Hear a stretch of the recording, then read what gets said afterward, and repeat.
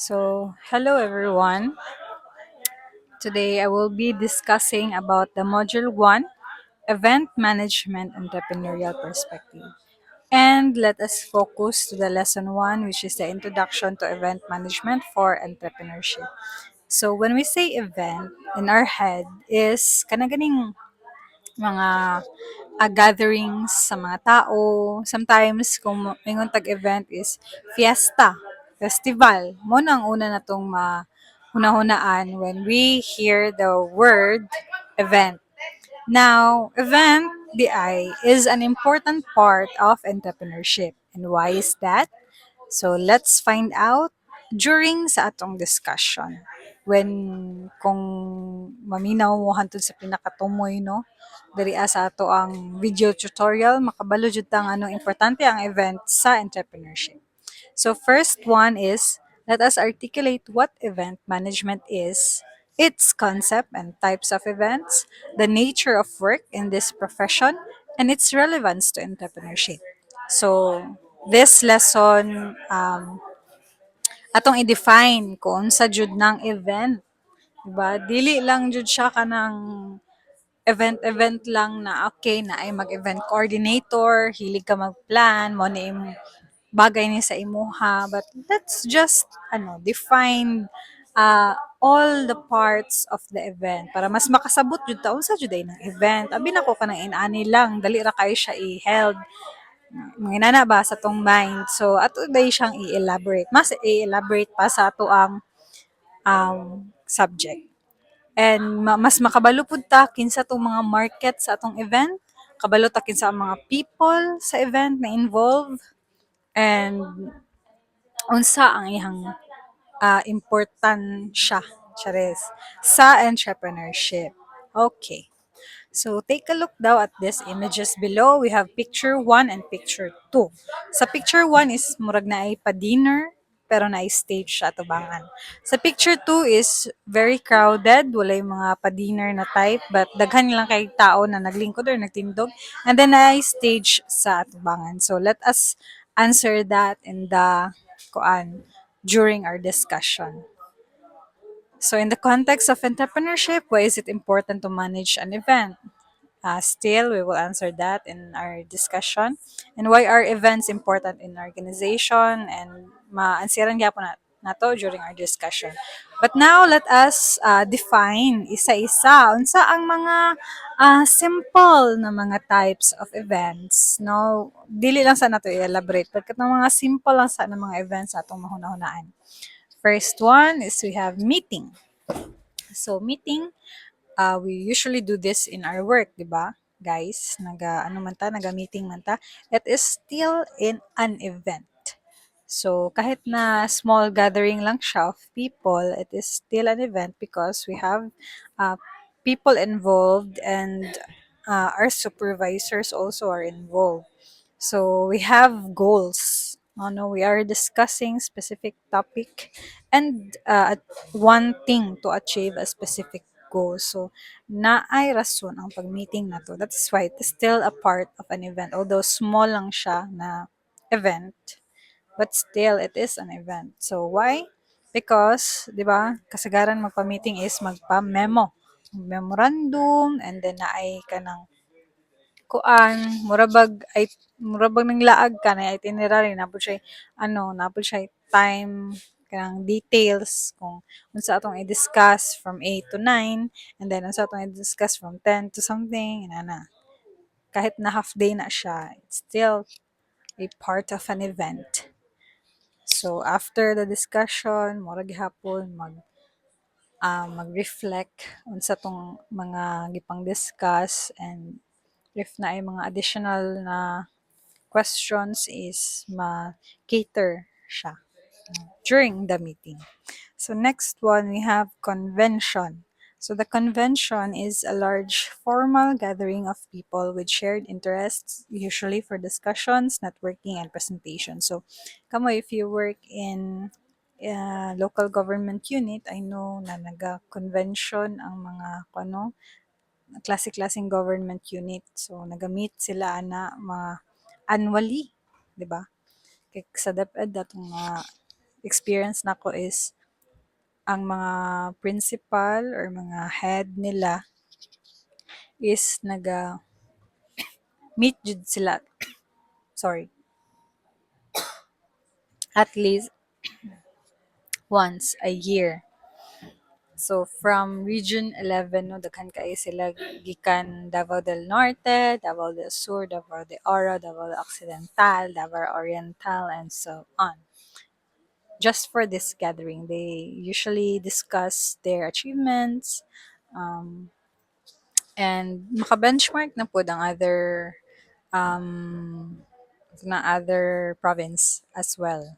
No, sa mga other province, it is a time to benchmark kung unsa ang ilang mga good practices sa ilahang offices.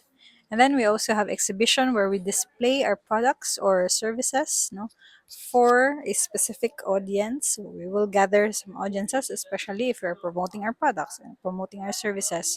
So di ba mas makahalin ta na kay naka face to face naman og interact nga atong mga customers, especially katong mga wala pa ka-try sa itong products and services. It is a good thing to pa-test sa mga potential customers nato na kanang mulabay lang gud ang mga tao good.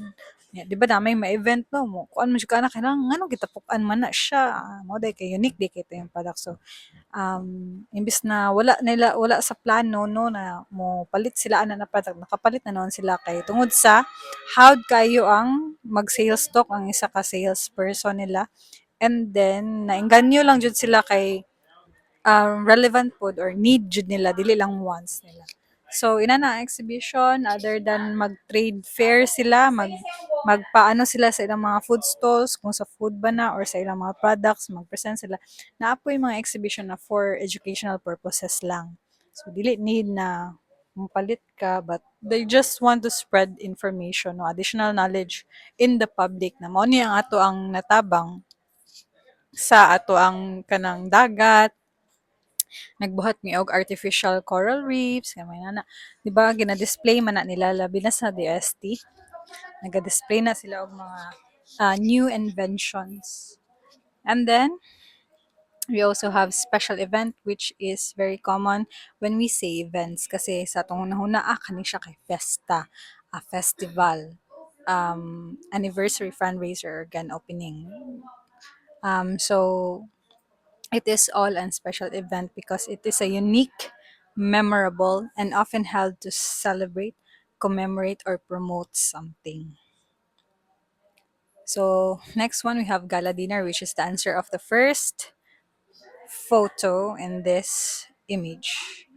So, what is a gala dinner? It is a formal, elegant evening meal usually held to celebrate a special occasion or raise funds for a cause.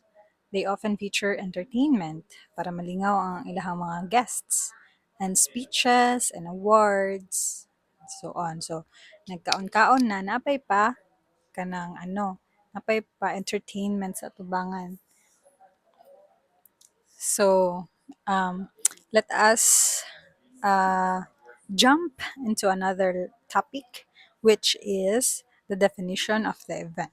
So, the event is a unique moment in time celebrated with ceremony and ritual to satisfy specific needs. Specific needs sa mga tao, sa individual man na, sa family, sa organization, or sa company itself. Then another definition of the events is to describe specific rituals, presentations, performances, or celebrations that are consciously planned and created to mark special occasions and or to achieve particular social, cultural, or corporate goals and objectives. Now, yung gingon diri is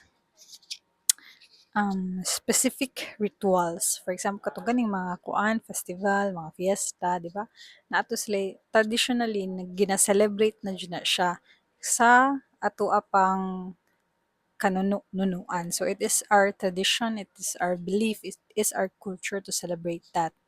So it is also the event is also a presentation of something memorable such as kanang mga wedding, 'di ba once in a lifetime lang na siya mahitabo, and 18th birthday, and mga golden anniversaries.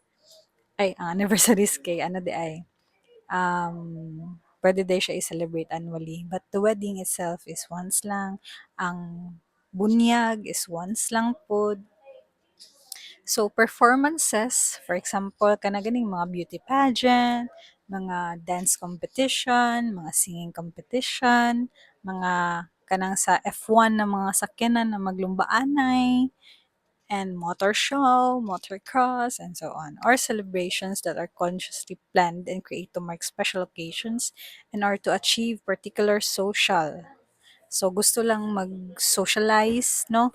This event is specifically to socialize ng mga individuals para ano po sila, maka-gain po sila og other people, maka-meet sila og other people, or kung sa businesses pa, maka-benchmark sila sa other products nila. And then sa culture, mas na yung mga events na naga-display sa mga culture sa laing culture sa daghan, di ba daghan kita culture dyan sa Philippines. So, by that event, we will be a kanang maging knowledgeable ta ba sa mga dili lang sa museum nato makita ang ilahang culture, but with that specific event mas na ano nato siya, mas na-appreciate nato siya na ay nana day ang inana day ang ilahang culture diri ay sa unang panahon hangtod karon napasa sa ilahang napasa sa ilang mga descendants na just like katong nag-visit mi sa Palawan good na ay mga natives dito sa Palawan. So event gihapon to siya kay small gathering man siya sa mga tourists, and then nagaano jud sila kanang gi-demo nila kung unsaon nila pag-hunt og food and so on. Mo to siya. It is still part of an event or corporate goals and objectives. So such as team building, mga passports sa civil service na ano. So, kana kay na-relax ang mga employees. Mo na ilang goals and objectives, and naapoy pa premyo, so nalingaw ang atong mga employees. So, ay lang hunahunaan na is dili lang jud ay may puro work, but gi-consider pod sa amo ang company ang amo ang wellness, no, para declutter ang mga stress during work. So another definition of the events is a public assembly for the purpose of celebration, education, marketing, or reunion. Just like what I said kaganihan na dili lang siya for celebration but for education, for knowledge promotion. Events can be classified on the basis of their size, type, and context. An event can be social or life cycle event. Life cycle event kasi annually siya gina-celebrate.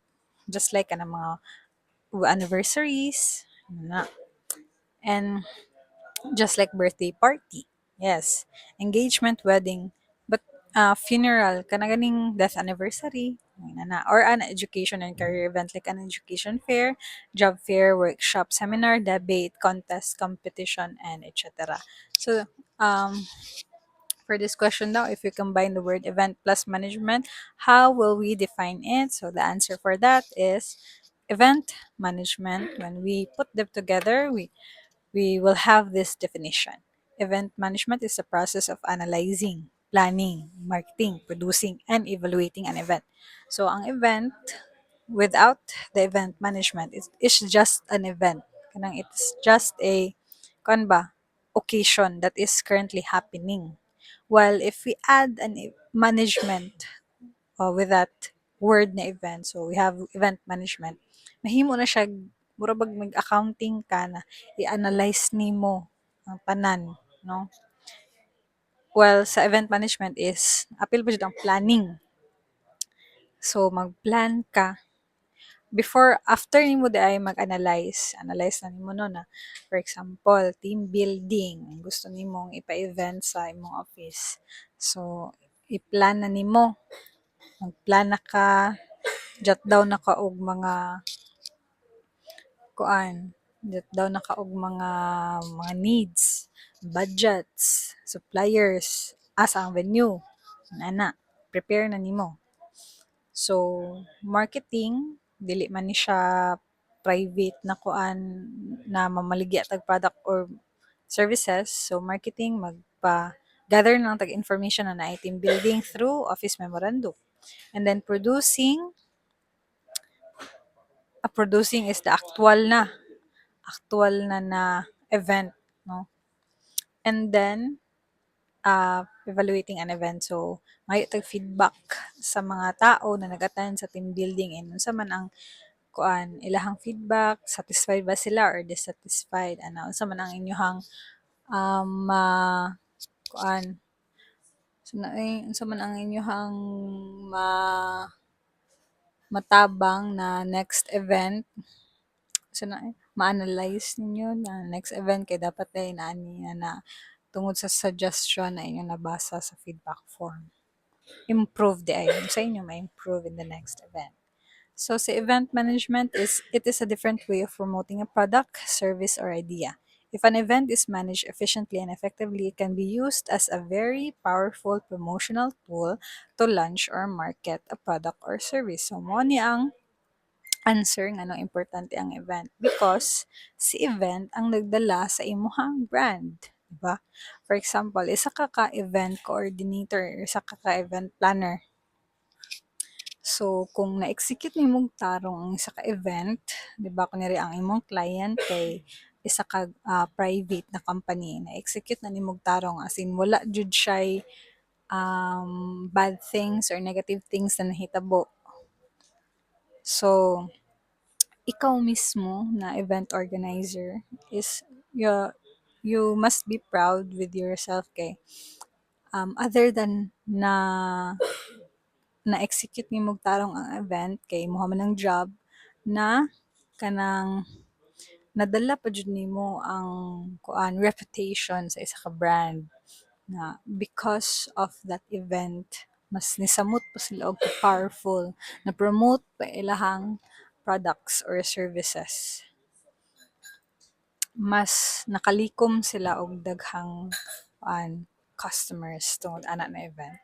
So event management also requires a certain core values to be deployed to every element, process, and decision to justify professional approach and achieve effective and efficient results. So why is it require certain core values? Because you will always ano man good interact with other people.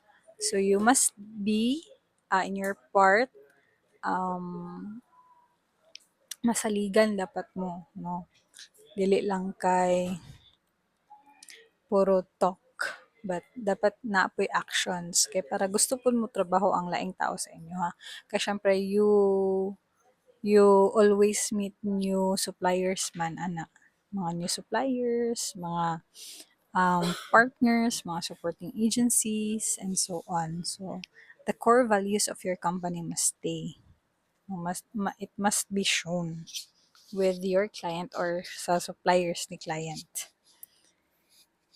So next is the elaboration of the types of events. So we have cultural celebrations, political and state, arts and entertainment, business and trade, educational and scientific, sports competition, recreational events, and private events. Now, let's take a look at cultural. So for example, we have street shows, mga festivals, Christmas, and inaugurations of cultural centers, kanang inaugurations of cultural centers, it is one time no held. It is a formal ceremonies or event to kanang held official to officially open a new cultural center to the public, just like atong sa Tagum City.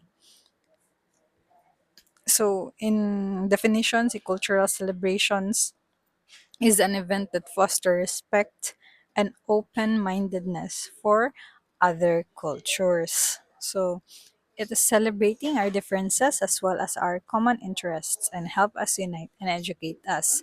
Some festivals is more on religious belief, and some do not celebrate that, but they're just open because na-entertain sila. Especially sa Christmas. Not all of us celebrates Christmas, but it is an entertaining event. So some people want to see a Christmas tree, the lighting of Christmas tree, just like that. So they gather. They still want to witness the lighting of Christmas tree. That's why the event is kanang makatapog jud siya og mga tao. And it is very important because it helps unite and educate people. So next one, we have political and state. It is an event of any kind of nature, including but not limited to receptions, the breakfasts, the luncheons, dinners, dances, testimonials, or picnics held for the sole purpose of raising political contributions. So this is solely for political and the state itself. That's just like the SONA, or State of the Nation Address, for it is an event for an annual speech of the president before the Congress. The Independence Day celebrations, no, kung kanasata na naging malaya from our mananakop. So it is held every June 12, and then we have inauguration of the president, so the formal swearing of the newly elected leader. Then we have state visits, so we welcome foreign heads of different states. So we celebrate that. It's still an event. So we have arts and entertainment, the very common types of event, because it can draw people downtown or mga local people in the area, or especially mga other people na mulupad lang dyan sa isa ka lugar. For example, may concert sa Manila mo, mga taga Mindanao, taga Visayas, mulupad lang dyan sa Manila para mo tanaw sa concert. So, an increased economic activity. Why? Because syempre, gikan og Mindanao o Visayas. So, katong mga plane ticket na mo, nakatabang na to sa ilahang kuan. Katong mga plane ticket, nakatabang na to sa economy. And then, kung for example, ako mo ng concert na ako dito, nag-rent ko Airbnb. O, di ba? Mas nakatabang ko sa mga, taga Manila. And then, nagpalit pa siya ko mga food dito. So, imagine, daghan kay mga concert goers. So, niya, dili taga dito. So, di ba? Halin, tanan. Airbnb, mga food, na puno. So, in a variety of business categories. So, kahit na dili siya, business man po siya, ang concert. Business kaya po siya ang concert. So, na lambo, nakatabang ta sa atong economy. But kung atong concert na ito, ang case dili po mga Filipino artists, so, nakatabang ta sa ilaha, sa other countries. So these events can attract people downtown who normally would not visit as such concerts, beauty pageants, dance competition, and presidential award ceremony. Now we also have business and trade. It is an event where you will interact with your customers, such as restaurants, retailers, or distributors. You go there to learn from others in the same industry. So it's like you're benchmarking what are they doing with their businesses. See new products and pick up contracts or forward orders. So these events tend to be highly competitive and attract leading brands. Why is it highly competitive? Kasi dili lang man isa ka stall ang naa. Daghan man kayo mo na stalls. So for example is the Philippine Trade Training Center exhibitions. So and this exhibition they showcase local products for exports, just like what we see in the left picture. And then sa Manila Fame, nasa right picture, is the International Trade Show solely for furniture, home decor, and fashion. We also have Philippine Business Conference and Expo organized by the Philippine Chamber of Commerce and Industry, where the businesses kanagaling gina-exports ang ilahang mga businesses gather around that event. So we also have Franchise Asia Philippines exhibition for franchise opportunities.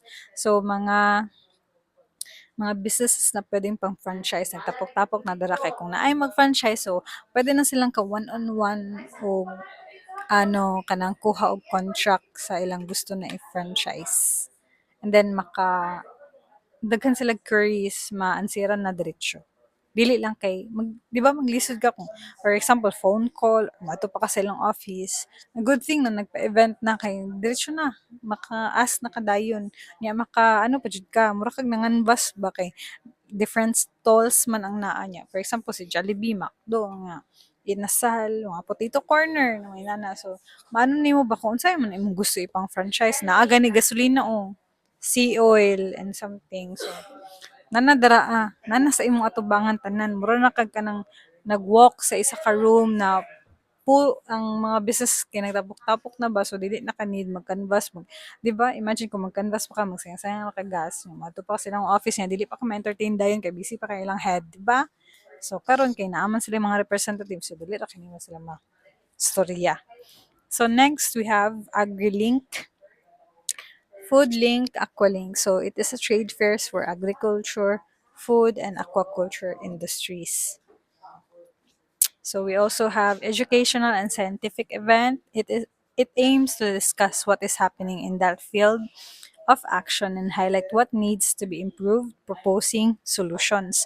So for example is the National Science and Technology Week, NSTW organized by the DOST to showcase innovations and research. So it promotes additional knowledge or new knowledge such as kanang mga new inventions sa mga bata or new inventions sa isa ka institution or isa ka company or isa ka eskwelahan. Then we also have Philippine Mathematical Olympiad competition. It is a competition for mga kids na hawd og math. Then we also have sports competition. So these are destination events which attract thousands of competitors from outside the host country and most of whom bring multiple people with them, like spouses, friends, family, and often extend their event related stay into a holiday. So for example, Palarong Pambansa. It is an annual multi-sport event for student athletes nationwide. Diba? It is held by the DepEd. So we also have a private held na event which is the Ironman 70.3 Philippines. It is an international triathlon boosting sports tourism because all of the athletes from around the world just visit the Philippines just for this event. 2019 SEA Games hosted regional multi-sport event for Southeast Asia, Milo Marathon, nationwide running event promoting fitness, and UAAP and NCAA championships. It is a collegiate sports leagues showcasing top athletes. Basketball, volleyball, muna ako ang nakita sa TV kung magkuan sila og UAAP and NCAA. Tanan University in the Philippines. Nagtapon. So we also have this recreational events. It is an event na kanang panglingaw-lingaw lang pero naa siya specific goals. Kanang ma-active pod ang mga tao. Dili lang kay maglinya na ay maglingaw-lingaw na naghigda-higda lang, naglingkod-lingkod lang, but kuan ba ka ng mga activities or hobbies or mga skills, mga showcase na ilang mga hilig. So we have Sinulog Festival Fun Run. It combines fitness with cultural celebration.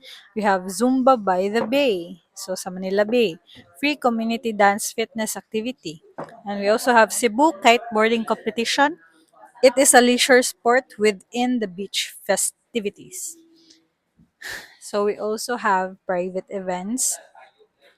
It is an event just means one that is aimed at a specific audience of invited guests and it is not open for everyone. For example, an exclusive beach wedding in Boracay and a debut party in a private venue, family reunion in a private resort, corporate anniversary, gala, which the attendance is limited only to the employees and selected partners. And lastly is the private baptism reception in a hotel. So these are the private events which is held solely for celebration for an individual, for a company, within the company, and for the family or relatives. And we also have the people involved in organizing an event. So we will discuss this in the next video tutorial.